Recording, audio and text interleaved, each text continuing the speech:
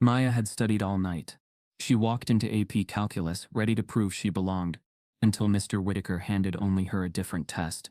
When she asked why, he leaned in and said, "Because not everyone gets a shortcut." The class laughed. The grade? A D+. But what Maya found in his past, no one was ready for. Before we deep dive into this interesting story, subscribe to our channel, and tell us where are you watching from. Share in the comments below.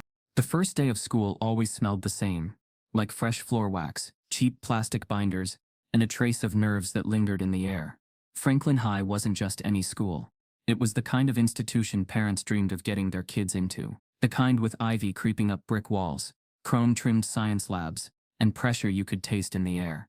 A place built for excellence, or exclusion, depending on who you asked. Maya Coleman had spent the whole summer preparing for this. Her scholarship packet had come with brochures, expectations, and a warning from the principal's secretary. "You'll be the only one like you in the advanced placement track, but don't let that get to you." She didn't need to ask what "like you" meant. She was used to reading between the lines. At 7:48 a.m., she stood in front of room 314. Heart steady but alert. Her reflection shimmered faintly in the polished window. Dark skin, round glasses, hair pinned into a neat bun. She adjusted the straps of her worn leather backpack, a hand-me-down from her late father, and opened the door. The room buzzed with soft conversations. Students were already sliding MacBooks out of brand-new cases, tapping AirPods into their ears, sipping coffees with names Maya couldn't pronounce. She found a seat midway back, not too far to fade into the background, not too close to invite scrutiny. She placed her spiral notebook on the desk and took a quiet breath. Every desk around her was white, not just the furniture, the students. And they noticed her. Not overtly, not aggressively, just a long second too long. The kind of glances that wondered, "Are you lost?" But she wasn't. Maya was here on purpose. Her father had been a math teacher before he passed from pancreatic cancer when she was 11. They used to spend Sunday mornings solving puzzles together. Geometry, on pancakes. Algebra in the margins of church bulletins. His dream had always been for her to outdo him. Her mother, a night shift nurse with calloused hands and an iron spine, had pushed Maya relentlessly, calling her Professor Coleman since 3rd grade. And now she was here. AP Calculus. The real deal. The bell rang. A few students rushed in, laughter fading, as they slid into seats. The door creaked open one last time. A tall man stepped in. White, mid-40s, lean with sharp shoulders, and neatly parted gray-flecked hair. He wore a brown sport coat over a pressed button-down, and carried a plain travel mug that read, "Excellence is a habit." His eyes scanned the room with quiet calculation. "Morning," he said, setting the mug down. "I'm Mr. Whitaker, transferred in from Jefferson County. I don't waste time, and I don't hand out points for effort. If you're in this class, I assume you're here to perform." He spoke like someone who expected to be challenged, but not by anyone like Maya. "Let's get roll started. If I call your name, say here. If you're not here, don't bother showing up tomorrow." A few students chuckled nervously. He moved down the list briskly. Ryan Brooks. Here. Hannah Kim. Here. Ethan Myers. Here. Then he paused. Maya Coleman? She straightened. Here. He looked up. His eyes scanned her slowly, as if taking inventory. "New student?" he asked. She nodded once. "Yes, sir." "Where from?" "Benton High." A few eyebrows rose in the room. Benton was a public school across town, near the industrial district. Its reputation? Underfunded, underserved, and though nobody said it out loud, mostly black. Whitaker squinted. "That's the one near Delaney Avenue, right?" She nodded again. He raised a brow, murmured just loud enough to carry. "Interesting." And then, without another word, he turned to the whiteboard and picked up a marker. He began writing an equation, a complex limit problem, far beyond typical first-day content. Nested radicals, undefined expressions, discontinuities. This wasn't an icebreaker. It was a gatekeeping tool. He capped the marker and turned to face the class. "Miss Coleman," he said smoothly, "why don't you walk us through this one?" The room quieted. Pencils stilled. Maya felt every eye on her. She froze. She hadn't expected this. No one else was being asked to solve anything. No introductions, no syllabus overview. Just her and the board, and a problem meant to humiliate. She stood slowly, legs stiff. The walk to the whiteboard felt longer than it was. Her fingers brushed the marker as she picked it up. Her hand shook. She stared at the problem, blinking rapidly, trying to quiet the rising panic in her chest. It wasn't the math that scared her. It was what it meant if she got it wrong. Her brain raced back to the kitchen table at home. Her dad gently tapping her pencil away when she rushed to answer. Breathe, Maya. Solve with your head, not your pride. But her dad wasn't here. Just the silent weight of a room waiting for her to fail. The problem was solvable. She recognized the trick rationalization, multiply by the conjugate. But under that pressure, her brain scrambled the steps. Her hand hovered above the board. She opened her mouth. Nothing came out. Behind her, a student coughed, half-suppressed laughter. Another whispered something that sounded like, "Why'd he pick her?" Her grip tightened on the marker. Her chest ached. Her voice felt lodged in her throat like a stone. She lowered her hand. "I'm not ready to solve this," she said quietly. Mr. Whitaker tilted his head. "Not ready? We haven't reviewed anything," she said. "I'd prefer to go over the foundations first." He blinked slowly. "You're saying you're not prepared for a basic limit?" She didn't answer. Couldn't. He gave a thin, humorless smile. "Thought so." A ripple of laughter moved through the class. Quick, low, but unmistakable. Some students looked away. Others smirked. Maya returned to her seat without meeting anyone's eyes. She stared at her notebook as if it might disappear. Her face burned. Her hands trembled under the desk. Mr. Whitaker turned to the class. "For those of you who did come prepared," he said smoothly, "you'll find that calculus is about precision, not participation trophies." The board stayed filled with her failure. For the rest of the class, he lectured with appointed intensity, peppering the session with jabs that didn't name her, but didn't need to. Phrases like "some students think showing up is enough" and "high expectations scare the underprepared." Every word pressed deeper into Maya's skin like needles. By the time the bell rang, she felt like she'd been scraped open. Her classmates filed out without looking at her. Except for one. A boy with sandy hair and tired eyes. Ethan Myers gave her a short glance. Not pity, not disgust. Something else. Uncertainty. Maybe. Like he'd seen something he didn't know how to unsee. Maya grabbed her bag and stood. As she turned to leave, she heard it, clear, unmistakable, said just under breath but loud enough to be intentional. "We'll see how long she lasts." Mr. Whitaker. Not even trying to hide it. The words hit harder than the laughter. They weren't just doubt. They were a prediction. She walked out the door without looking back, but her stomach curled in a way she couldn't shake. She had been marked. Not for failure. For removal. Outside in the hallway, as Maya walked away with her back straight and her pride cracked but not shattered, her phone buzzed. A new email notification from Mr. Whitaker. The subject line read, "Let's talk about your place in this class." Maya stared at her laptop screen long after the sun went down. Her room lit only by the soft glow of the screen. The subject line of Mr. Whitaker's email still blinked at her like a warning flare. "Let's talk about your place in this class." She didn't open it. She wouldn't, not yet. Because she knew what it meant without reading it. It was a warning wrapped in polite language. A power move designed to rattle her before she'd even had a chance to find her footing. But she wasn't dropping out. Not now. Not ever. The next morning, Maya walked into room 314, wearing armor, not physical but emotional. Her chin was up. Her notebook clutched tightly to her chest, and her jaw was set like concrete. She didn't look at Mr. Whitaker as she walked to her seat. She didn't have to. She felt his eyes on her anyway.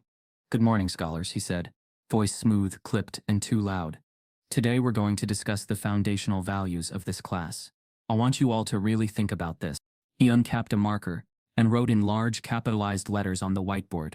"Responsibility. Some students," he began, turning to face them, "have come to believe that effort matters more than results. That showing up is enough. That if you come from a disadvantaged background, the world will give you a head start or a second chance."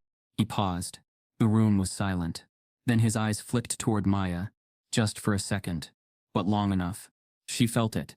Everyone did. "Young people today," he continued, "expect leniency. They want hand-holding. But math doesn't care about your feelings. Math doesn't care where you come from. Either you get it, or you don't." A couple of students snickered. Not loudly, not openly, but enough for Maya to hear it. Enough for her to feel it lodge in her chest like a splinter. He paced slowly across the room, gesturing at the word on the board, like it was scripture. Personal responsibility. That's the foundation of success. Not excuses. Not distractions. Not social commentary. He didn't say her name, but everyone knew who he was talking about. Maya didn't flinch. She sat perfectly still, her pen resting between her fingers, but her jaw was clenched so tight her teeth ached. To her left, Hannah shifted in her seat. She didn't look at Maya, neither did Ryan, though the smirk on his face said plenty. Mr. Whitaker smiled faintly. There are no shortcuts in calculus, he said. No participation trophies.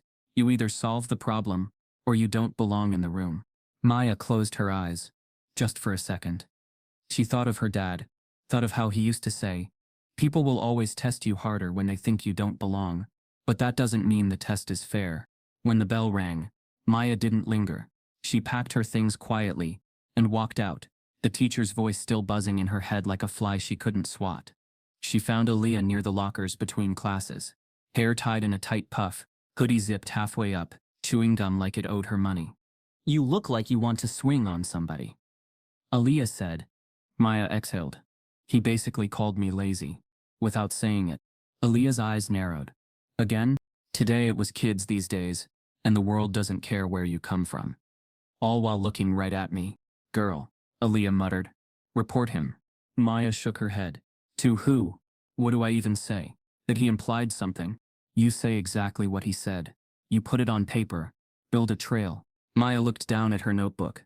She had started writing things down already. Dates, quotes, context. But it all felt so thin, so easy to dismiss. You know how this goes, she said. They'll just say I'm being sensitive.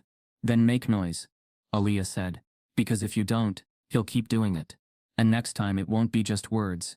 Later that afternoon, Maya made an appointment with Ms. Reardon, the guidance counselor. Her office smelled like peppermint tea and fabric softener. Her wall was covered in motivational posters. Dream big. You can do hard things. Be the change.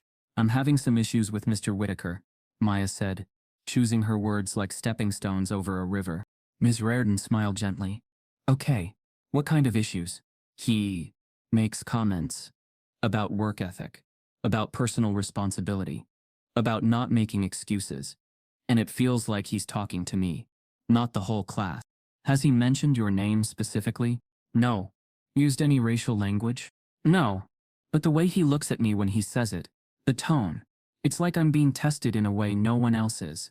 Ms. Reardon nodded slowly, lacing her fingers. I understand that's uncomfortable, Maya, but you have to remember, Mr. Whitaker is new. Different environments shape different teaching styles. Maybe give it a little time. Maya felt her stomach twist. So, I should wait and see if it gets worse. I'm saying don't jump to conclusions. Teachers sometimes come off harsh when they're trying to establish rigor. Rigor? The word hung in the air like a verdict. Okay, Maya said softly. Thanks. When she got home, her mother was already at the kitchen table, sorting bills in her scrubs. She glanced up as Maya dropped her bag by the door. How was class? Maya hesitated. Same, she said. He's still making it hard. Her mother narrowed her eyes. You want me to call someone? No, not you. Her mom crossed her arms. Then you better walk in there tomorrow and prove him wrong. Twice. Every day. That night, Maya stayed up late redoing her homework.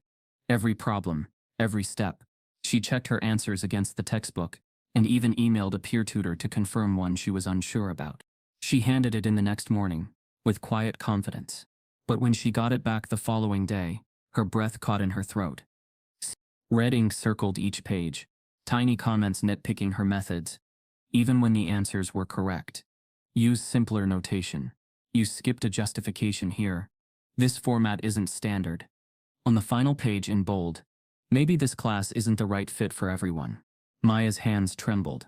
She flipped through the pages of the student next to her. Ethan. He had fewer steps shown, no comments. After class, as she packed up her things, Mr. Whitaker didn't look at her, but he spoke loud enough for only her to hear. Some students need to work harder. Just a fact. Maya didn't respond. She walked out. But when she got home and opened her laptop, her heart sank. A new email. From Mr. Whitaker. Subject. Are you really honors material? Attachment. Advanced Calculus Diagnostic. The message read, some students are placed into classes they aren't quite ready for. I've attached a diagnostic used at Jefferson County to evaluate placement. Try it. If you can handle it, maybe you do belong after all. Maya opened the attachment and realized the exam wasn't just hard. It was college level and designed to break her. The file had sat in Maya's inbox like a ticking bomb. Diagnostic placement exam. Jefferson County standard. She knew better than to ignore it. Still, it took her 2 full days to gather the strength to open it. And when she did, the weight of it crushed her breath. This wasn't a high school test. There were epsilon delta proofs, rotating solids, graph theory questions she'd only seen in passing on YouTube videos from MIT. It was a college-level exam, strategically overwhelming, and she knew instantly it wasn't a diagnostic. It was a warning. You better prove yourself fast, or you're out. She tried to finish what she could, stayed up late, checking formulas and watching tutorials. She solved maybe 60% with confidence. The rest she left blank, her pencil marks fading out like her hope. The next morning, she showed up to room 314 during office hours, her notebook clutched like a life preserver. The classroom was quiet, mostly dark. A beam of soft light filtered in through the blinds. Mr. Whitaker sat alone at his desk, grading with his usual red pen, the strokes sharp and deliberate. He didn't look up when she entered. "Mr. Whitaker?" she said quietly. He glanced up. "Maya, come in." She crossed to the front row and sat down.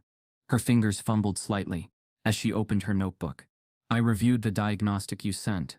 Some of the content, I haven't seen it before. Would it be okay if I asked about a few questions?" He capped his pen and leaned back in his chair, folding his arms. "Let me ask you something first." Maya hesitated. "Okay. Where exactly did you learn your math before this class?" "I went to Benton High. I also studied a lot on my own. My dad used to tutor me. He was a math teacher." "Ah, Benton. That's Title I, isn't it?" She blinked. "Yeah. And how did you get into Franklin's AP Calculus? Special program? Equity initiative?" "I got in through a STEM scholarship. I scored near the top on my state assessments." He nodded slowly, too slowly.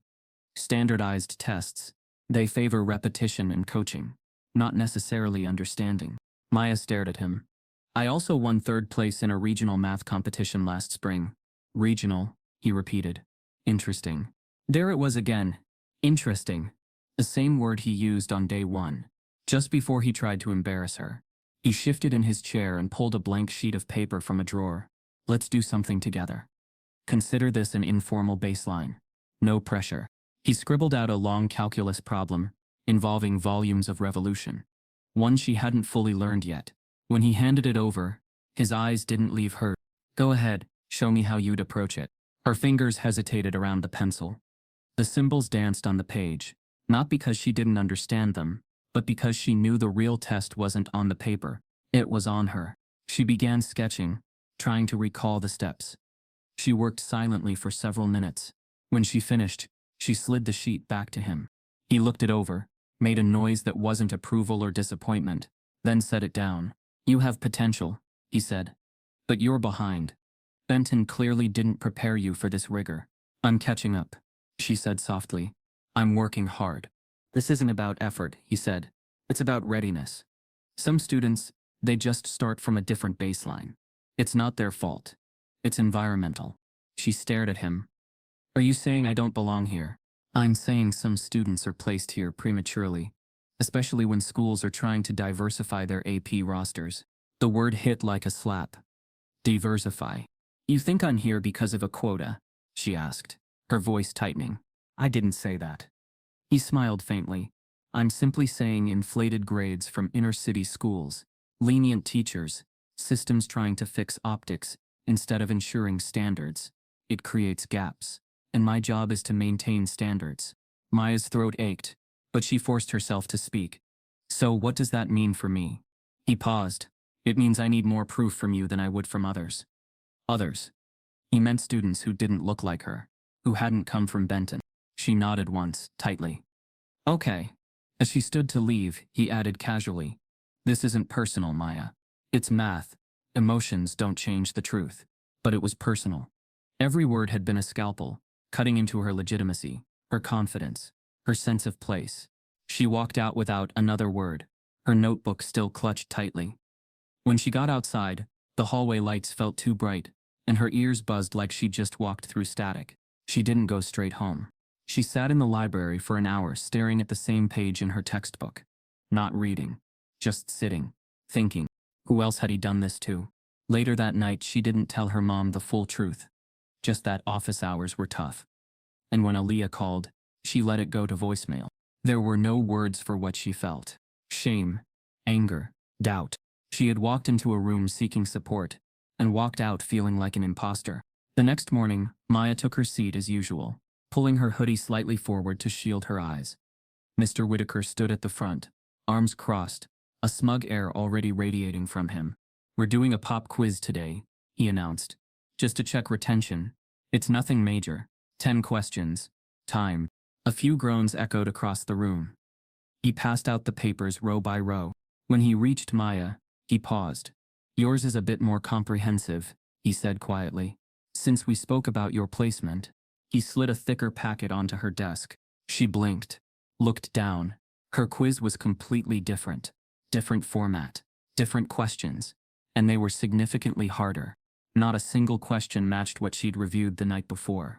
Her breath caught. She glanced over at Ethan's paper, then at Hannah's, then at Ryan's. All of them had the same quiz. Only hers was different.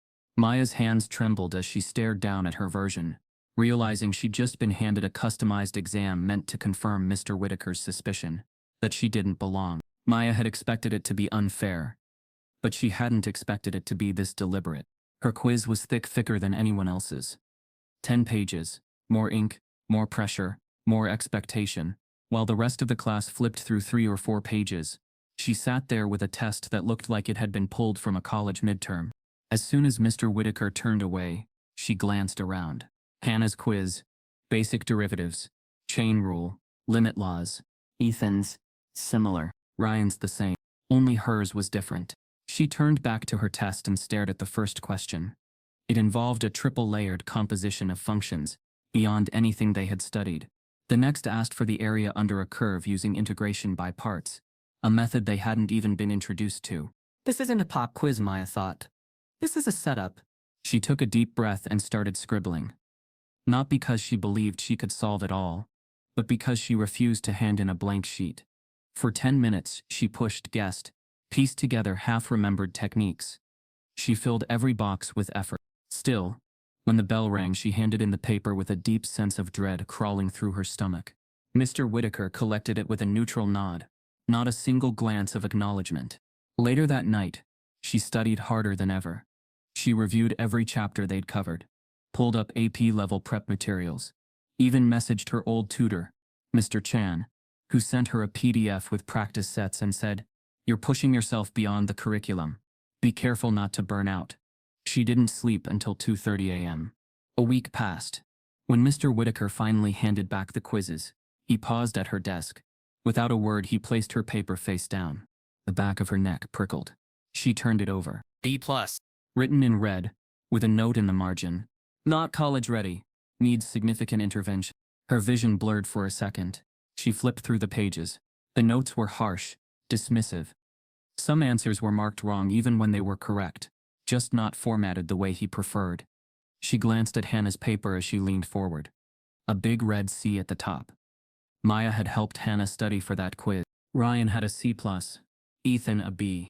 She'd answered more questions than all of them. She pushed the paper into her folder and didn't say a word. At lunch, Maya found Ethan near the vending machines.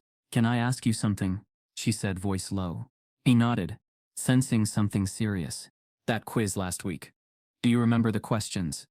The one with the chain rule and limits?" "Yeah," he said. "Basic stuff. Why?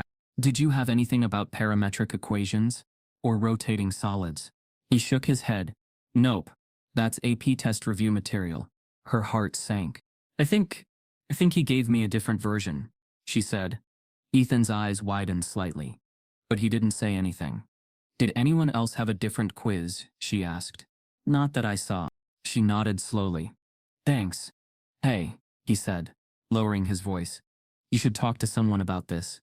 "I did. Guidance said he's just setting high standards." "That's not high standards," he said. "That's targeting." Maya took his advice. She scheduled a peer tutoring session that afternoon. Jordan, a senior and former AP Calc student, greeted her in the library study room. "You brought the quiz?" he asked. She pulled it out and handed it over. He flipped through the pages, frowning deeper with each turn. "This isn't a quiz," he said finally. "This is test prep material from the end of the semester, maybe even AP college-level review." "You're sure?" "Positive. I've seen this exact format before. My teacher used it in April as a mock exam." Maya felt the room tilt. "So it's not just me." "No. This isn't normal. He's not evaluating your progress. He's setting traps." She thanked him and left quickly. That night, Maya started a new folder in her Google Drive. She labeled it Evidence, Calc Bias. She uploaded photos of her quiz, the email from Mr. Whitaker, screenshots of class group chats showing other students comparing easier versions of the test. She didn't share it. Not yet. But she wasn't gonna sit in silence anymore. Parent-teacher night came too fast. She had hoped to avoid it, but her mother insisted. "I need to see this man for myself," she said, pulling off her nurse's gloves as she rushed in from the hospital. Maya tried to prepare her. "He's calculated. He won't say anything outright, but you'll feel it." Her mother nodded. "I've met men like that before." They waited outside room 314. Maya could see Mr. Whitaker through the narrow glass window, smiling politely at another set of parents. He was calm, professional, every word deliberate. When Maya's mom went in, Maya stayed outside. 15 minutes passed. She watched her mother emerge with a stiff posture and fire in her eyes. "What did he say?" Maya asked quickly. Her mom shook her head. "Said you're struggling to keep up. Said your foundation is weak. And he's evaluating options for whether this class is too advanced for you." Maya froze. "He said that?" she whispered. "He said it like it was helpful," her mom replied. "Like he was doing you a favor." Maya stared at the floor. "I studied every night. I tried." Her mom stopped her. "I know. That's why I'm not letting this go." They didn't speak for a few minutes. Maya's thoughts raced. If he said this to my mom, what else is he saying behind closed doors? How many other students has he done this to? The next morning, she opened her locker to grab her notebook. A folded piece of paper slid out from the top shelf and landed at her feet. She picked it up. It was plain, folded twice. No name. Inside, scrawled in tight handwriting. "He did the same thing to my brother. Don't trust him." Maya looked around the hallway, heart pounding, eyes searching for a face that matched the handwriting. But whoever left the note had already disappeared. The note felt heavier than it should have, just one sheet of paper folded twice, hidden like a secret. "He did the same thing to my brother. Don't trust him." Maya kept it in her pocket the entire day, touching it every so often to make sure it hadn't somehow disappeared. The handwriting was tight, slightly slanted, unfamiliar. No name, no initials. But the message was unmistakable. She wasn't the first, and she wasn't alone. By lunch, she couldn't shake it. She found Ethan sitting under a tree outside the science wing, earbuds in, tapping at his phone. The sun lit the edge of his hair, and he looked up as she approached. "Hey," Maya said, voice low. "Can I ask you something personal?" Ethan nodded, pocketing his phone. "Sure. That teacher, Mr. Whitaker. Did he ever, before I got here, was there ever anything off?" Ethan was quiet for a moment. Then he glanced around. "My friend, Javier," he said finally. "Last year, he was one of the only Latino kids in AP Calc. Smart as hell. Same vibe as you. Top of his class at his old school." "What happened?" Maya asked. Whitaker grilled him constantly. Every little mistake he made it public. Gave him different tests sometimes. Harder homework. Said it was individualized enrichment. Javier brought it up to admin. Nothing changed. Eventually he dropped the class. Maya's stomach dropped. "Did anyone else see it?" "I did," Ethan said. "Others too. But we didn't say anything. He made us feel like speaking up would just confirm what people already believed, that we were trying to make excuses." She nodded slowly. The silence wasn't surprising. It was familiar. It was survival. "There were whispers," Ethan added. "Someone said he transferred here because of disciplinary issues at his old school." Maya's eyes sharpened. "Where was that?" "Jefferson County. Upstate somewhere. My cousin goes to school nearby. I can ask." "Can you?" Maya asked. "Please." "Yeah. I got you," Ethan said. That night, Maya went digging. She started with the basics, Googled his name, school district, keywords like controversy, complaints, disciplinary action. At first, nothing obvious came up. Just a few academic articles he'd co-authored on equity-proof instruction and a couple of speeches at math education conferences. Then, buried on page 4 of the search results, she found it. A 2-paragraph blurb from a small local news site dated 3 years back. High school math teacher relocated following internal review. The article didn't name him directly, but the details matched age, district, experience level. No specifics were given. Just a statement from the district. We believe this move is best for all parties as we evaluate internal standards and community feedback. Maya stared at the screen, heart pounding. The words were vague, but they said everything. She screenshotted it, added it to her growing evidence folder. Next, she tried a different approach. She searched social media, Reddit threads about high school math teachers, Facebook parent groups from Jefferson County, anything she could tie to his past. On a student-run blog from 3 years ago, buried under a post titled, AP Calculus Gatekeeper Strikes Again, she found this line. If Mr. Whitaker doesn't like the way you look, you'll never make it to June. Ask around. No names, no direct accusation, but more confirmation. Maya began reaching out. She sent a few careful DMs to students who had commented on the blog post. Some didn't reply. Others said they didn't remember. But one, Nicole T., class of 22, responded with a single line. You're not crazy. Be careful. Maya typed back quickly. What do you mean? Nicole responded an hour later. He targets certain students, makes it seem like you're not trying, when really he's just isolating you. Happened to me. He tanked my confidence, dropped my grade just enough that my scholarship fell through. I don't have proof, just scars. Maya sat with that message for a long time. The silence around Mr. Whitaker wasn't accidental. It was engineered. He didn't just discriminate. He made people question whether they were imagining it. She pulled up her evidence folder. It was growing. The alternate quiz, Jordan's analysis, her emails, the screenshot, the note in her locker, the vague article, the blog post, Nicole's message. It still wasn't proof in the way a system would demand.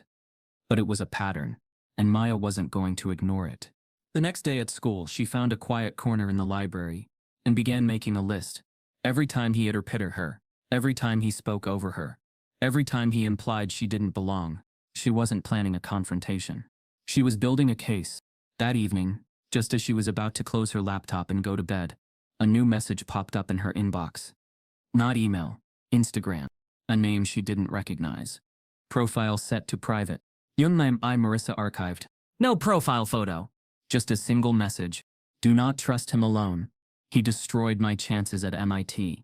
Maya's fingers hovered over the keyboard. She opened the profile. Nothing posted. But the bio read, former AP Calculus student. Franklin High. Class. She responded. What happened? No reply. At least not immediately. But her heart was already racing. The note. The stories. The blog. The disciplinary transfer. And now Maya's phone buzzed again, this time with a file attachment. The message read, here's his grading breakdown from my senior year. Compare it to the class average. Then you'll see it. Maya's hands trembled as she clicked the full message from a Jess Carver 1999. The profile was bare. No posts. No bio beyond a single sentence. STEM isn't safe unless it's fair. The message expanded into a wall of text that made her breath catch. He gave me lower grades than every other student, despite turning in the same assignments. When I challenged him, he said I lacked academic maturity. I was the only black girl in the class. He lost my letter of recommendation for MIT and never sent it. Admissions said it was never submitted. I got waitlisted. Never got in. Maya stared at her phone in silence. Please tell me someone's finally exposing him. She typed back. I'm trying. Can we talk? No reply. Not yet. But that message confirmed it. The patterns weren't theoretical anymore. They were real, tangible, lived, and Maya was the latest node in a years-long web of harm. The next day, she pulled Aaliyah aside behind the gym after school. I need your help, she said. I'm building something, but I can't do it alone. What kind of something? Receipts. Not rumors. Not feelings. Proof. Aaliyah didn't hesitate. You ready to go full war? Maya looked her dead in the eye. I already am. Within 48 hours, they had a group chat. It started with 5 people. Maya, Aaliyah, Ethan, Jordan, the peer tutor, and Cameron from alumni. They named Calculus truths. Word spread fast. Soon it was 12 people. Then 17. Some current students. Some alumni. One student Maya didn't even know from a different school altogether. Whitaker's old district. They added screenshots, stories, copies of old tests. Maya created a shared Google Drive folder and began labeling every piece of content with dates and tags. There were receipts of everything. One student shared screenshots of Mr. Whitaker's comments. "Your thinking is urban, not academic."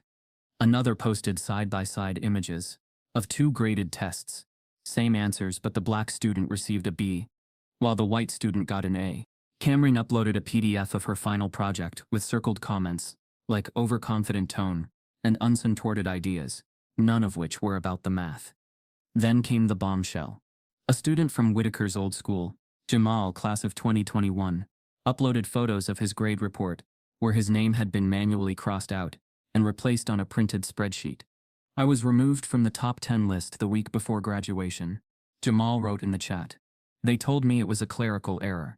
I asked for the original records and found this. My GPA was changed." Maya felt her throat tighten. He attached a second image, a counselor's handwritten note apologizing for the confusion, but admitting that certain transcripts had been reevaluated after faculty feedback. "This man," Jamal wrote, "is calculating, and he always hides behind professionalism." Maya didn't sleep that night. Instead, she spent hours sorting the evidence. She created folders, test disparities, grading inconsistencies, racial comments, recommendation interference, transferred incidents, each with subfolders for timeframes, school years, even student names, with their permission. It was like building a case file for trial. By Friday, she had 72 files in the drive, and still she hadn't gone public. "Why not post it?" Aaliyah asked. "People need to see this." "I need one more thing," Maya said. "Something they can't gaslight. Something that makes the school act." So she sent an anonymous email to the assistant principal. The subject line: ongoing misconduct patterns. Math department. She didn't name herself. She simply attached the drive link and wrote, "Before this happens to another student, someone in leadership needs to care. We have documented patterns going back 5 years. If you ignore this, you are complicit." No response. Not that day, not the next either. Then Monday morning came. Maya was called into the main office just before third period. She walked in calmly, back straight, folder in hand, just in case. Mr. Whitaker was already there. So was the principal. So was the school's student affairs officer. Her heart thudded once. Hard. She braced for it. But the principal didn't even look at her. Instead, he looked at a printed document on the desk. Mr. Whitaker cleared his throat. "We received concerning reports that you've been spreading rumors about a faculty member," he said. "Disrupting class morale. Circulating misleading documents." Maya stared. He had flipped it. He was reporting her. "For clarity," the principal added, "any form of slander or hostility that affects the classroom environment is taken seriously." Maya reached into her folder and pulled out a single sheet. A comparison of 2 quizzes, one hers, one Ethan's. Same week, different content. She placed it on the table. "I'm not spreading rumors," she said quietly. "I'm telling the truth." No one spoke. Finally, the student affairs officer took the sheet and examined it. "This is concerning," he admitted. "But we'll need adult witnesses. Documentation is good, but without teacher corroboration, it's hard to escalate." Maya nodded slowly. She didn't cry. But as she walked out of that office, her jaw clenched so tight it hurt. The system didn't want evidence. It wanted obedience. That night, Maya received an official email from the school's conduct board. The subject line read, "Disciplinary hearing scheduled. Allegation disruption of class morale." The email hit her inbox at 6. Subject: disciplinary hearing scheduled. Allegation: disruption of class morale. Date: Thursday 9. Maya stared at it in disbelief. The breath in her chest went still. She'd been expecting retaliation. Whispers. A bad recommendation. Maybe even a low participation grade. But this was escalation. She didn't tell her mom right away. She couldn't. Not yet. She needed to understand what she was walking into. She pulled every file from her evidence folder, reread the emails she'd sent, scrolled back through the group chat for anything that could have been misinterpreted. She found nothing. Nothing untrue. Nothing inflammatory. Just facts. Just truth. And now she was the one on trial. When Thursday came, Maya sat stiffly across from 3 staff members she had never even spoken to before. Vice Principal Klein, Ms. Anders from HR, and Mr. Doyle, the head of the Social Studies Department. None of them taught her. None of them knew her. Mr. Whitaker wasn't in the room, but his presence lingered in every printed sheet on the table. Every pause in their speech. Every tight-lipped glance. Maya, Mr. Doyle began. Thank you for being here. We've reviewed multiple reports that suggest your behavior in and around AP Calculus has led to classroom instability. Maya blinked. I'm sorry, classroom instability? Ms. Anders leaned in. Specifically, you've been accused of circulating unverified documents that misrepresent a faculty member's intent and conduct. Misrepresent? Maya's voice cracked for the first time.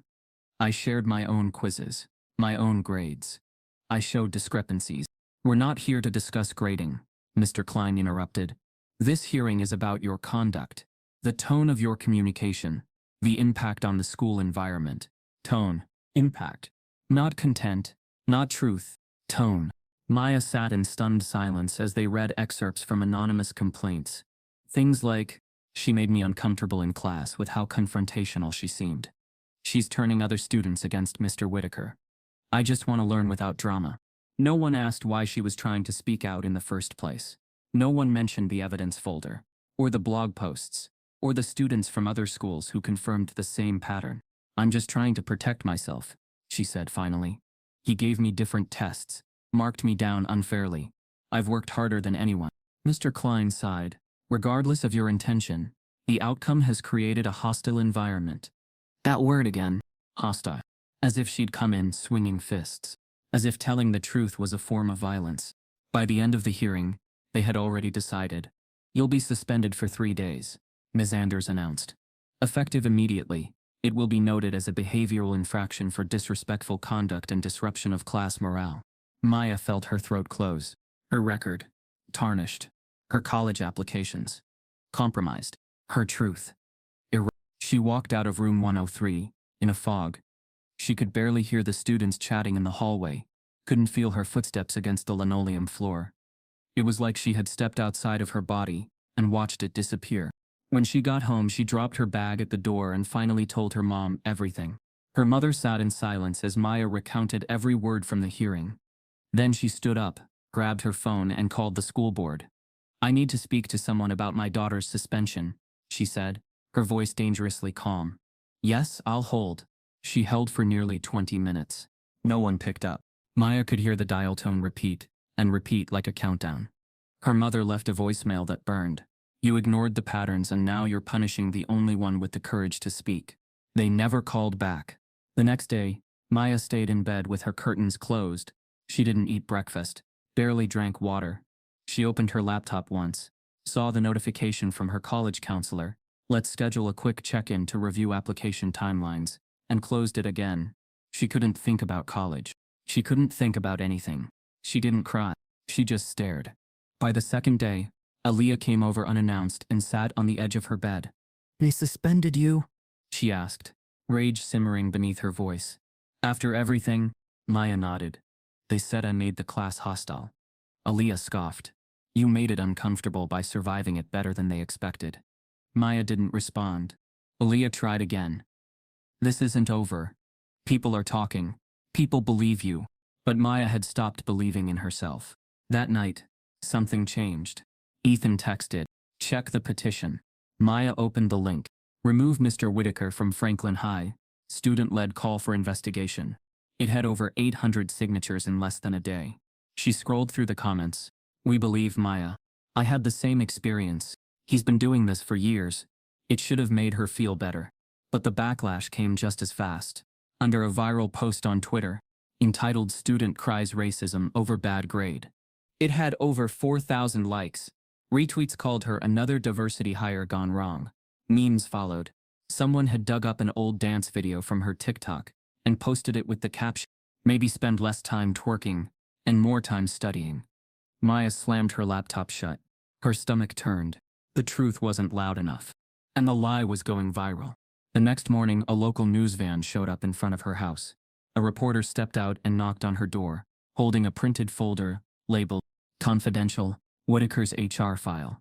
The knock came early, just after 7 a.m., when the sky was still tinted with that dull gray fog that made everything feel like a dream. Maya barely stirred from the couch. She hadn't slept properly in days. Her hair was unbraided, her eyes rimmed with exhaustion. Her mother was already by the door. "Maya?" she called. "There's someone here to see you." Maya sat up slowly, a blanket slipping from her shoulders. A woman stepped into the living room, mid-30s, professionally dressed with a press badge hanging from a navy lanyard. She carried a manila folder in one hand and a look of cautious urgency in the other. "I'm Alana Pierce, with City Watch News," she said gently. "I'm not here to corner you. I'm here because I believe you, and I think people need to hear the truth." Maya didn't say anything. She just nodded once. The reporter laid the folder on the coffee table and opened it. Inside were copies of internal emails, performance evaluations, and something Maya recognized instantly: a redacted HR document from Jefferson County. "Off the record," Alana said, "Whitaker's file is thicker than anyone realized. He's been moved 3 times in 5 years. Every move followed an incident with a student of color." Maya's stomach turned. "So why is he still teaching?" Alana sighed. "Because none of it was ever made public. The complaints were settled internally, or brushed off. No one connected the dots until now." Maya leaned forward, fingers grazing the pages. There were notes from teachers, from parents, phrases like consistent academic targeting and manipulative classroom control. Still, she hesitated.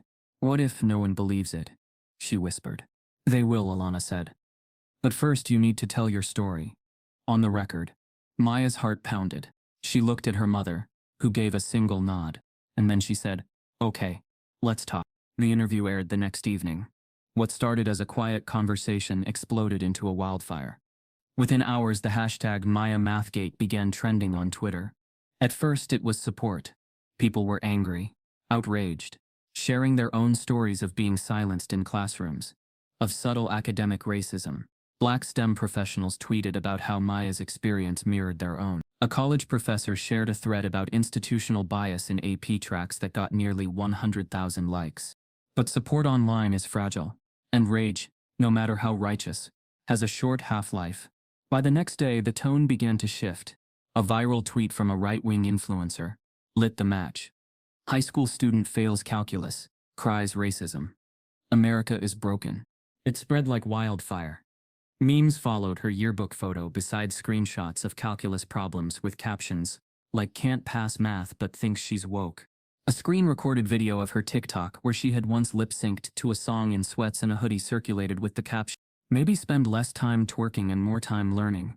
It didn't matter that the video was over a year old, or that she wasn't even dancing in it. Context was irrelevant. Perception was everything. A YouTube commentator uploaded a 15-minute breakdown titled, "The Delusion of Victim Culture. The Maya Coleman Hoax." Within a day, it hit 400. Her DMs flooded with venom. "Affirmative action, baby!" entitled Brad. "If you can't handle the class, drop out. Nobody owes you an A, sweetie." People who hadn't read a single document in her folder suddenly had opinions, loud ones. She opened her email, her school email, and saw one that made her stomach drop. Subject: scholarship status under review. It was from the STEM Foundation that had granted her entry into Franklin High. "Due to the nature of recent public attention and the integrity of our program, we are initiating a formal review of all active scholarship placements. We are not making assumptions, but we must uphold the reputation of the program." Maya stared at the screen, unable to move. The very thing she had fought to earn was now being pulled out from under her. The irony twisted like a knife. She'd spoken out to protect her academic future, and now she was being punished for it.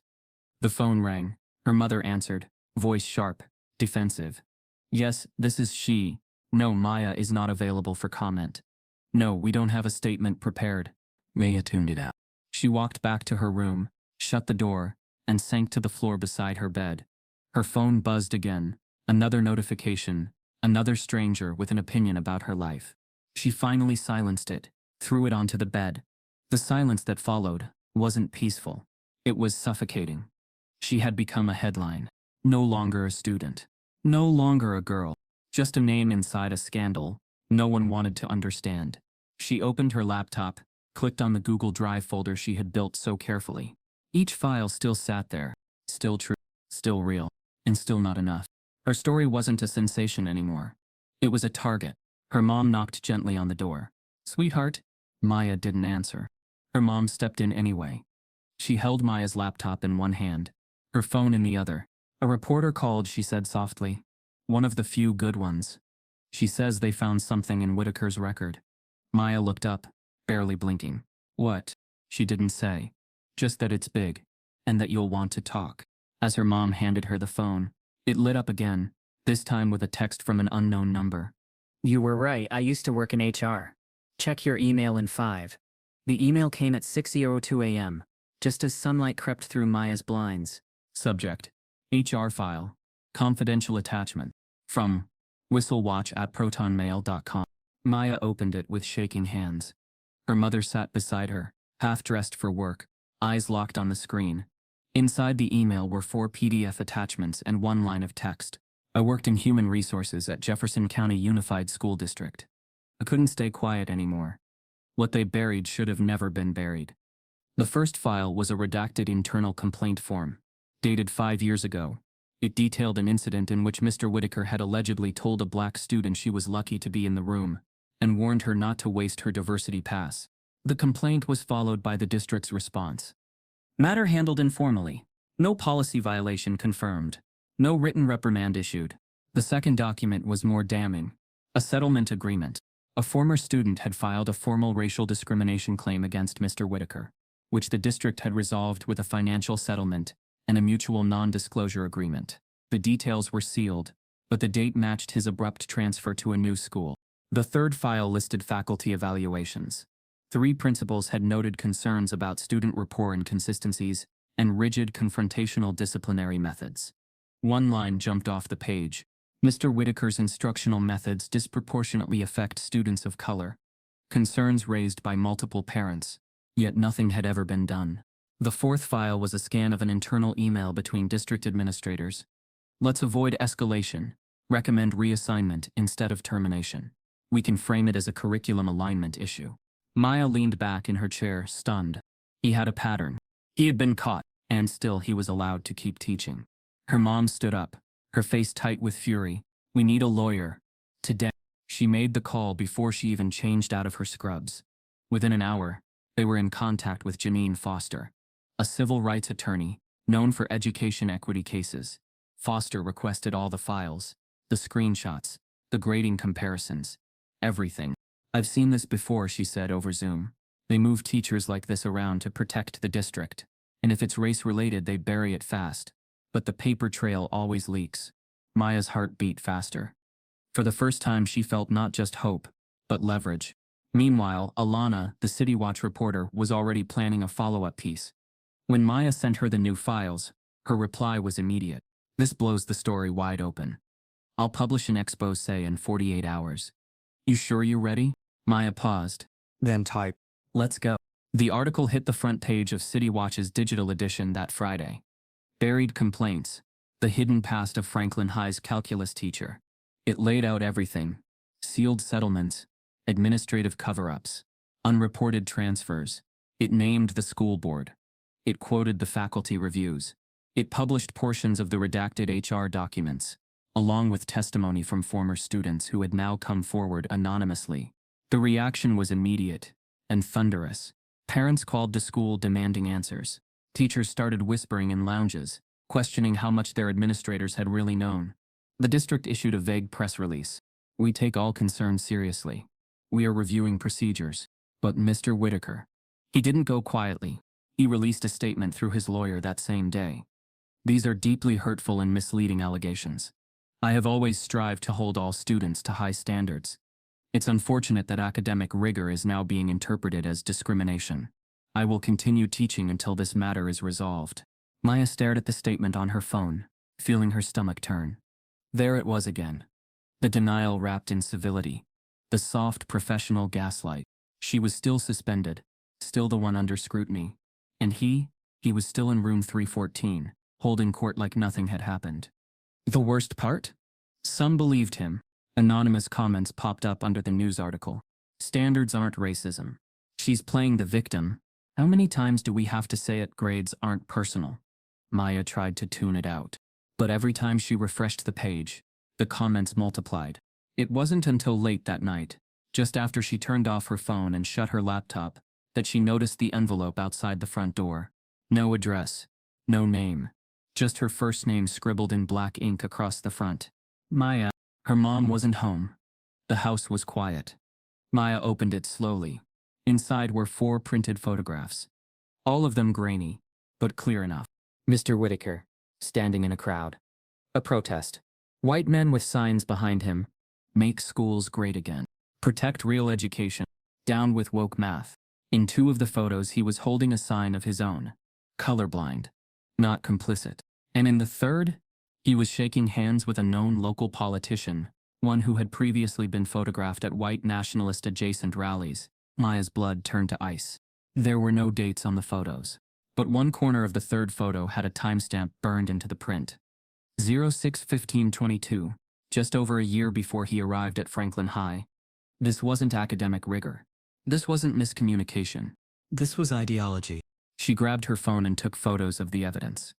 She texted Alana. Maya, I just received something. I think it's proof of what he actually stands for. Alana. What is it? Maya. Photos from a rally. He's holding signs. You need to see this. Alana. Send them now. Maya hesitated. Then she hit send. The next morning, Maya woke up to dozens of notifications. Not about her, but about Mr. Whitaker. His face was on the news. The caption read, Franklin teacher identified at controversial anti-equity rally, district responds. It happened overnight. Maya woke up to the sound of her mom's voice in the kitchen, sharp, triumphant. They finally did it. Maya rubbed the sleep from her eyes and stumbled out of bed. Her mother handed her the phone. The screen showed the local morning news. Mr. Whitaker's face filled the frame. Franklin High AP teacher identified at anti-equity rally, district responds. Below his photo, the caption read, Investigation launched after photos link teacher to controversial group.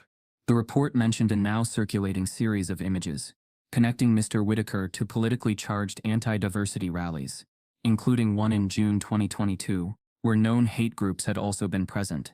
It didn't accuse him directly of affiliations, but it didn't have to. The photos spoke for themselves. And just like that, the silence around him began to crack. Within hours, Maya's inbox started filling again. But this time it wasn't threats. It was confessions. A chemistry teacher, anonymous, wrote, He always isolated kids who didn't fit quietly, professionally. I raised it in a staff meeting once. Got iced out. I wish I had done more. A former counselor replied to the student petition with a comment that shook Maya. He rewrote letters of recommendation behind students' backs. Changed the tone. I saw one once. Turned a glowing review into faint praise. Student never got into her first choice. I stayed quiet. I'm ashamed of that. Maya forwarded it all to Alana, who had now become a trusted partner more than a reporter. People are cracking, Maya told her. Finally. They were always afraid, Alana replied. He didn't just manipulate students, he intimidated staff. The expose had made ripples. But the photos? That made a wave. More former students came forward, some through private messages, others in comment sections, forums, even anonymous blogs. One story, from a girl named Marisol, stood out. I dropped out of college because of him. I trusted him to write my letter. He told me he submitted it. Found out a year later he never sent it. He'd told my dream school that I had confidence issues and lacked initiative. I didn't even know until it was too late. I thought I just wasn't good enough. Maya stared at the message for a long time. It made her sick, not just for herself, but for the others. The ones who didn't have a folder of evidence. The ones who didn't have a platform. She added Marisol's story to the drive. By the end of that week, the petition demanding Mr. Whitaker's removal hit 100,000 signatures. Community groups picked up the call, educational equity coalitions, local NAACP chapters, even student unions from nearby colleges. They held a rally outside the school, with signs reading, "We believe Maya. Bias isn't rigor. Gatekeepers don't belong in classrooms." Maya stayed home the day of the rally, not because she was afraid, but because she was tired. Tired of being the face, the symbol, the controversy. She watched from her bedroom window as the crowd marched past her street. A chant floated through the air like wind. No more silence. No more fear. Students' voices will be clear. Her phone buzzed. Principal Langford is requesting a meeting. Emergency school board hearing scheduled Friday night. And still through all of it, Mr. Whitaker didn't flinch. He didn't apologize, didn't step down, didn't even stop teaching. The district put him on limited leave pending investigation. But he was still on payroll, still listed on the staff website, still holding office hours virtually, according to students who checked. The audacity of it left Maya breathless. Until she got the letter. A thick envelope, delivered by certified mail. Return address, Clayton and Sharp LLP, attorneys at law. Her mom opened it with her beside her. Inside was a single typed letter, with Mr. Whitaker's name at the top, his signature at the bottom. Cease and desist. Read defamatory conduct and distribution of harmful content. Our client has become the target of a coordinated smear campaign involving misrepresentation of private photos, unsubstantiated claims, and digital harassment. We are formally requesting you and your representatives immediately cease public discussion, document distribution, and participation in any media coverage related to Mr. Whitaker, or we will pursue legal action. Maya stared at it, mouth dry. Her mom's voice cracked with fury.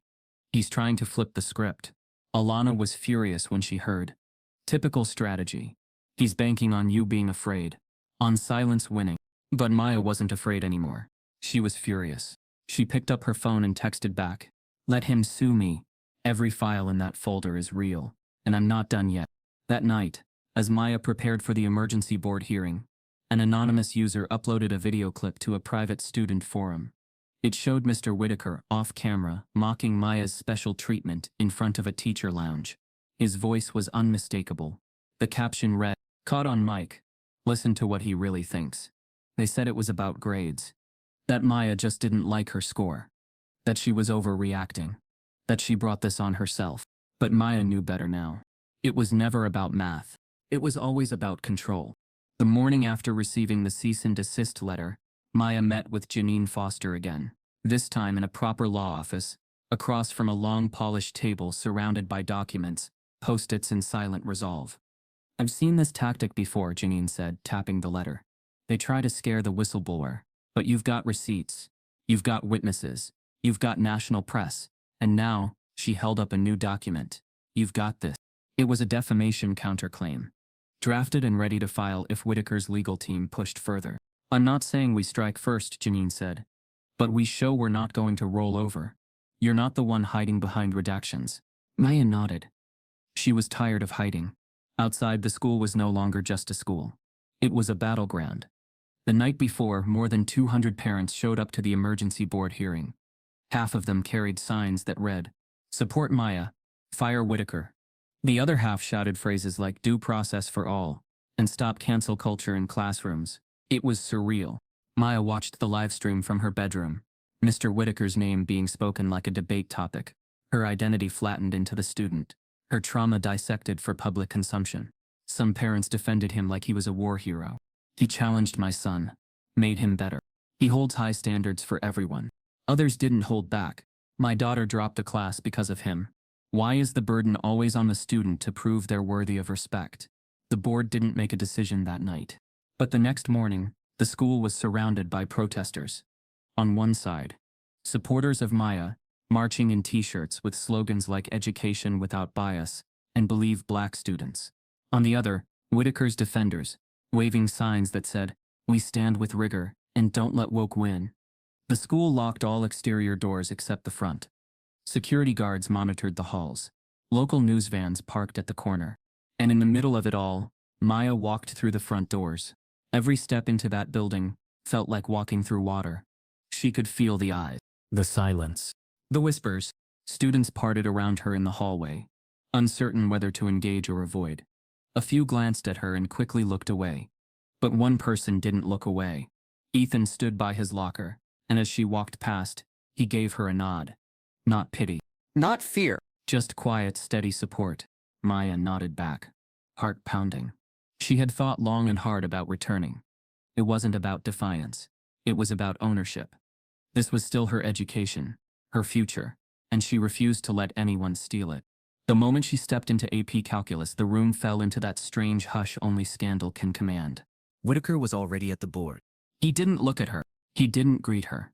He just kept writing equations in precise mechanical strokes. Maya took her usual seat, feeling the weight of the air around her, heavy with tension and unspoken verdicts. Whitaker cleared his throat. "Today we're reviewing multivariable limits," he said, voice clipped. He pointed to a problem on the board, one that sprawled across 3 lines. "Let's simplify this expression and evaluate the limit as x and y approach 0. Silence. He scanned the room. Still silence. He didn't call on anyone, not like before when he had looked directly at her, made her the target. This time he avoided her completely. Maya could feel his restraint like a leash wrapped tightly around his throat. He knew the eyes were on him now. He couldn't slip anymore. And yet that problem on the board, that familiar trap, still hung in the air like a challenge. The same kind of problem he'd once thrown at her with mockery in his tone. But this time, Maya wasn't shaking. She wasn't unsure. She wasn't silent. She raised her hand. The room turned, as if on cue. Whitaker paused. His marker hovered in midair. He didn't speak, so Maya did. "Can I solve it?" she asked. Not confrontational. Not aggressive. Just calm. Steady. Prepared. His jaw twitched. "If you're confident." She stood, walked to the front, and picked up the marker he left behind.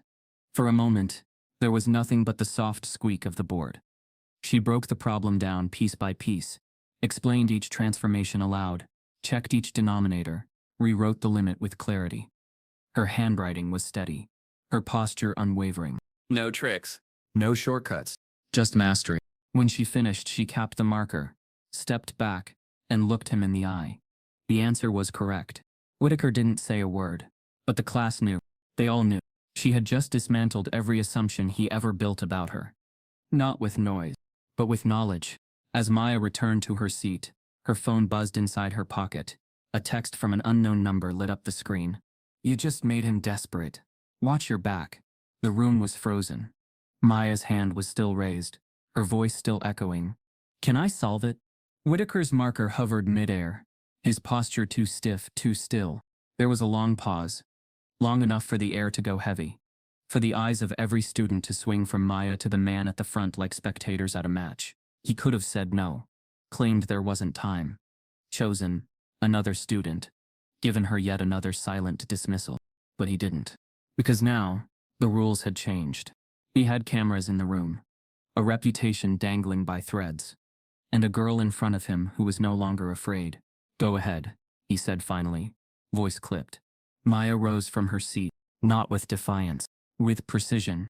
She walked slowly to the board, heart beating in her ears, but hands steady. Each step felt heavier than the last, not from fear, but from memory. This was the same board he had weaponized against her on day 1. The same equation format he'd flung like a dart at her intellect. Back then she had frozen. Today she'd melt his whole illusion. She picked up the marker, clicked it once, and turned to the board. The problem, lim xy, 0, 0. Tricky. Designed to trip someone up. The kind of question that demanded not just rote memorization, but concept clarity. Maya didn't rush. She began talking through the problem, calmly, like she was teaching, not performing. "First I'm going to switch to polar coordinates," she said. "Let x cos thigh and y sin thigh." Someone in the back shifted in their seat. Another leaned forward. She substituted, step by step. "Now we have y turto cos curto thes sin thes on top. Denominator becomes r to. That simplifies." She paused, not for effect, but to think. To ra to ko causa causa causa causa causa causa causa causa causa causa causa causa causa causa. She wrote cleanly, neatly. Limit becomes rus kais curtis sin. As r approaches 0. She turned briefly to face the room.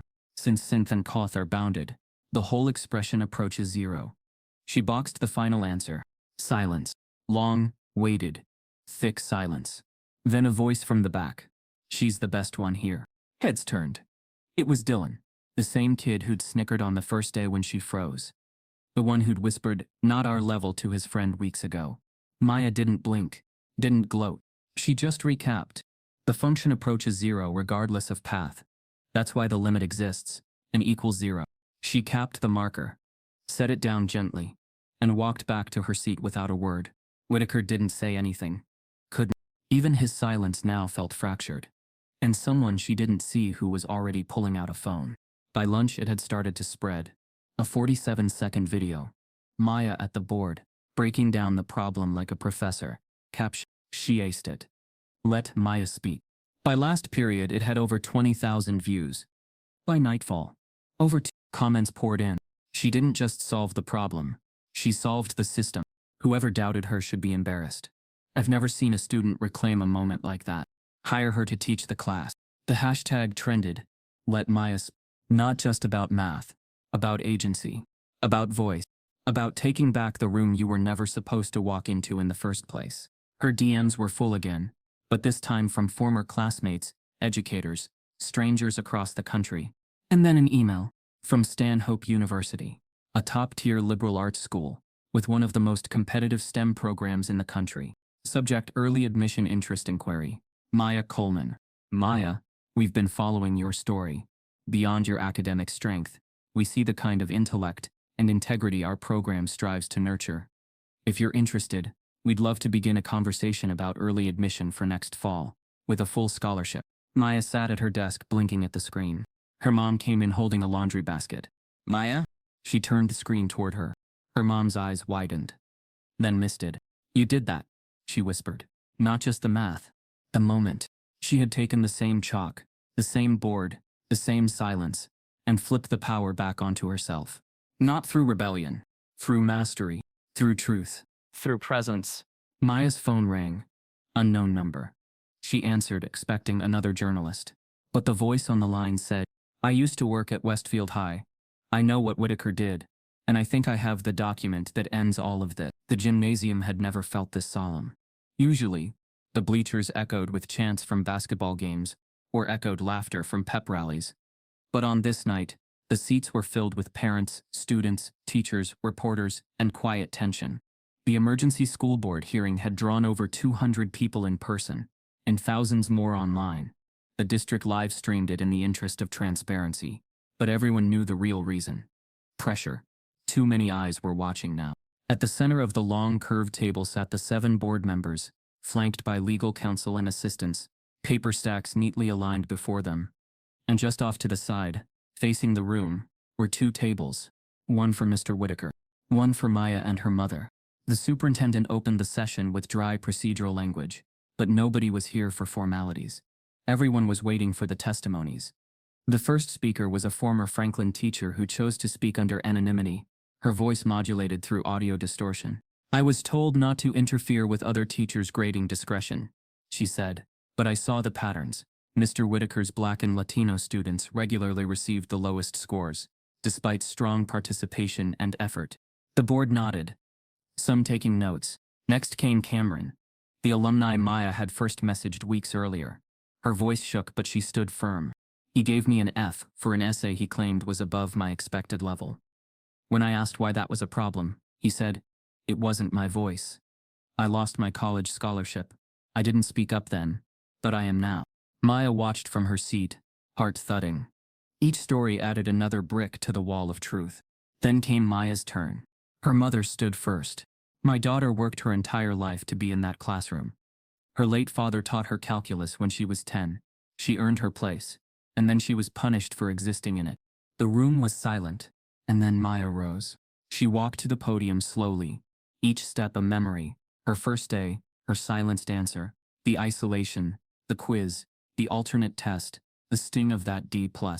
I don't want to be here, she began. I want to be in class. Learning, not fighting to be seen. She lifted the folder, her now infamous evidence binder. I documented everything because I knew no one would believe me without proof. And even when I had it, people still asked if it was just a misunderstanding. But it's not. It's a pattern. It's power being used to silence. She clicked a remote. A projector flashed on the screen behind her, showing slides, graded quizzes with inconsistent rubrics, altered recommendations from other students. His email telling her, let's see if you're really honors material. I don't want revenge, she said. I want protection for the students who come after me. The board members exchanged glances. And then came Mr. Whitaker. He stood slowly, a composed expression on his face. Polished, professional, as always. I've been a teacher for over 15 years, he began. I've taught in diverse communities.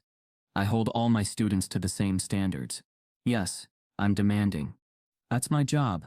I don't hand out A's for effort. I reward excellence. He paused for effect. What we're seeing here is not discrimination. It's discomfort with being challenged, with being held accountable. Murmurs rippled through the crowd. I believe in equity, he said, but I don't believe in lowering the bar. Then he sat down, without addressing a single specific allegation. No mention of the photos. No explanation for the altered quizzes. No response to the DM leaks or recommendation tampering. Janine Foster stood next. Let's be clear, she said. This is not about rigorous education. It's about selective scrutiny. It's about who gets to be seen as capable and who doesn't. She turned to the board. We have emails. We have whistleblower files. We have photographic evidence. And we have a pattern of calculated discrimination dressed up as academic rigor. One final voice came from the back. It was the former assistant principal from Westfield High, the one who had emailed Maya days earlier. I was instructed to keep complaints internal, she said, to minimize, to move him before things got worse. I did that, and now I regret it more than anything. By the time the testimonies ended, the audience was holding its collective breath. The board went into deliberation. Maya sat, heart pounding in her ears. Her mom squeezed her hand. It took 40 minutes. When they returned, the board president, an older black woman named Ms. Reddick, spoke first. She looked at the crowd, then at Maya. This isn't easy, she began, voice low. We've spent our careers believing in the power of education, but tonight reminds us that education can also be used as a weapon. She turned toward Mr. Whitaker. This board has reviewed all submitted evidence and heard all testimonies. We acknowledge that our system failed to protect its students. A pause. This decision won't be easy, but it's necessary. She reached for the microphone, and the room leaned in, silent, breath held, waiting for the verdict that would change everything.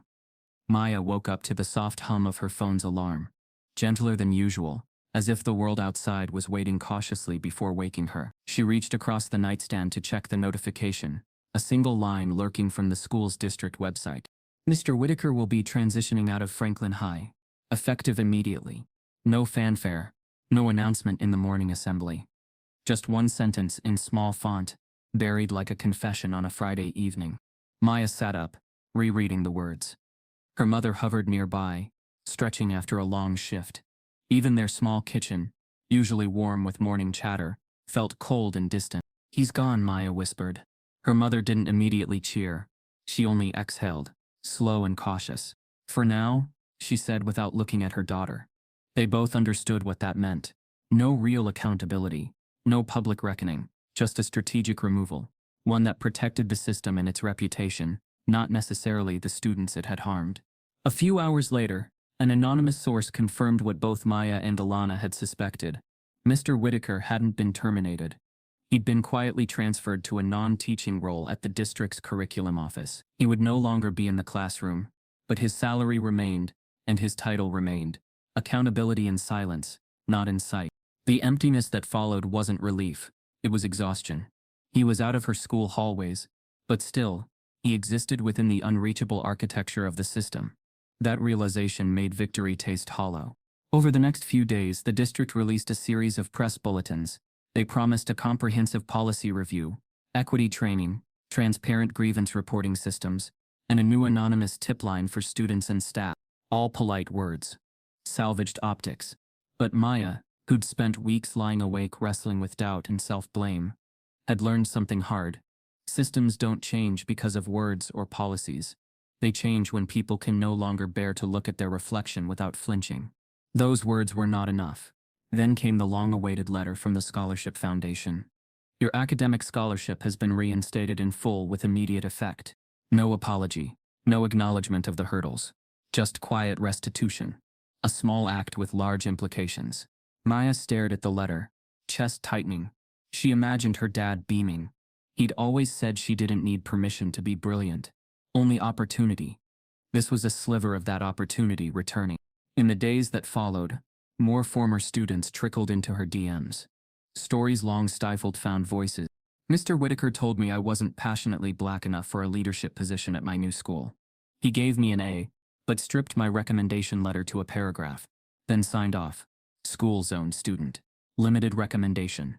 I thought I was just not working hard enough until I found evidence that my white peers with the exact same answers got us. Every story recalibrated Maya's understanding, not just of him, but of the ecosystem that had tried to suppress them all. These voices stitched a broader tapestry of damage beyond her singular experience. Then she received an unexpected message from Alana. Can you speak at the Youth Equity Summit next month? They want your story at the center. It started as an invitation, but quickly became a mantle she felt responsible to carry. The summit was a polished event held in a downtown auditorium. Hundreds of attendees, educators, policy advocates, students, journalists, all tethered together by a curious hope that change could come from real testimonies, not whitewashed statements. Maya waited backstage, clutching a cardstock note, but she barely needed it. She walked onto the stage, the lights blinding, silence expectant. Her heart didn't pound, it pulsed, steady, like her known purpose. Thank you, she started, voice calm, layered with unspoken storms. Most of you have been told my story about that first day in AP Calculus, about the emails, the alternate tests, the dam-breaking evidence, the rally, the hearing. But tonight, I want to tell you about what didn't make headlines. She let that land. She spoke of the haze of self-doubt after the hearing, of how she wondered if she was just making a mountain out of molehills, of nights she stared at the ceiling, rehearsing explanations she never said aloud. Tears pooled behind her steady voice, but not for pity, for honesty. It wasn't only about a grade. Grades are easy, numbers. But this was always about something deeper. It was about who gets to define excellence, who gets to define who deserves a seat. She paused and scanned the audience. Faces nodded, some hopeful, some hardened by their own silence. I believed in fairness because I trusted math. Calculus doesn't care about who you are. But I learned, institutions aren't like theorems, they're human, and humans are biased. Her speech wasn't perfect, but it was true, and that made it unmistakable. At the close she said, for justice to exist, systems must shift. But if they won't shift, we must become the fault line that breaks them. And if they ask me to solve that problem again, she met the gaze of the camera and the silent auditorium. I won't be speechless. The applause filled the room, not polite, authentic, raw. Afterwards, people surrounded her. A former math teacher told her she was a leader. A state senator shook her hand and said they'd be introducing an education equity bill next session. Several students asked her what they should say to their principals. Maya answered all of them simply. Don't just ask. Insist. At the end of the night, she stepped off the stage into the reception hall, still glowing with the energy of collective purpose. A woman in a sharp, tailored blazer approached her. Smart, calm, aware. My name is Dr. Lyle, she said, offering a card that felt like another bridge. I'm forming a statewide equity council. I want you on it. Maya glanced at the card, her name printed below an institutional title she hadn't yet earned. In that moment, she realized justice may not yet exist, but she could still shape it from the inside. As the lights dimmed and guests dispersed, Maya noticed the card was embossed with an unfamiliar logo, one that hinted at power she never thought she'd hold. She texted her mom, "Get ready. The next step just found us." The hallway still smelled like lemon disinfectant and dust. Room 3B still had that same flickering ceiling light in the corner, and the squeaky second chair in the third row, but the energy inside was different now. Maya Coleman was back, but not as a student. This time she wore the mentor badge clipped to her lanyard, her hair pulled back, her gaze calm. She'd returned for the district's brand new Equity Bridge program, a summer initiative designed to support first-generation and underrepresented students entering advanced placement tracks, a program that had only come into existence because of her. She hadn't planned to come back. She'd hesitated when the invitation arrived. Too many echoes in these hallways, too many ghosts hiding in plain sight. But something pulled her in, not for nostalgia, for protection. She stood at the back of the classroom, observing quietly as students filled in. Most of them were freshmen, wide-eyed, overdressed for summer, shuffling nervously with oversized backpacks and silent questions in their eyes. At the front of the class was Mr. Carver, the new AP Calculus teacher. Mid-30s, dreadlocks tied neatly back, dark-rimmed glasses, and a voice like velvet laced with steel. The kind of teacher who didn't command attention. He earned it. And yes, he was black. It was the first time in Franklin High history that the AP calculus teacher looked like Maya. She didn't miss the difference it made. No forced silence, no shrinking back. Just curiosity, readiness. On the whiteboard, Mr. Carver had written the opening warm-up. Evaluate limb XY, 000, of X quar Y. Maya's chest tightened. The same problem, the exact one that started everything. She hadn't requested it, hadn't mentioned it, but there it was. As if fate had decided that full circles weren't optional. She watched the room scan the problem. A few students scribbled. One yawned. But one girl in particular caught Maya's eye. Third row. Second seat from the window. Small, tightly coiled braids. New white sneakers. Elbows tucked in. Fingers fiddling with the corner of her notebook. She wasn't confused. Maya could tell that much. Her eyes darted to the board and back to her paper. She knew how to start. She just didn't want to be seen starting. Maya recognized that kind of hesitation. She had lived inside it. She walked slowly over and crouched next to the desk. "Hey," she said softly. "You got a name?" The girl hesitated. "Jordan." "Nice to meet you, Jordan. You working through this one?" I think so," she whispered. "It's kind of familiar. I did a version of this in 8th grade math club." Maya smiled. "So you already know more than most." Jordan glanced at the board, then at her lap. "I just don't want to mess up. Or say something stupid." Maya's smile widened. "That's exactly how I felt once. A year ago. Same room. Same problem. I froze so bad I thought I'd never speak again." Jordan blinked. "You did?" "Yep," Maya said. "But you know what helped?" "What?" "Doing it anyway." She stood and extended her hand. "Want to solve it together?" Jordan looked at the other students. None had volunteered yet. Mr. Carver stood patiently at the board, giving them space. Jordan nodded. Almost invisible. But it was enough. She stood up and followed Maya to the front. The room stilled a little, not out of mockery, just curiosity. Maya stepped aside. Jordan picked up the marker. She took a breath. Read the problem. Then she spoke. "I think we switch to polar coordinates. Let XER cos thith, YER sin thith."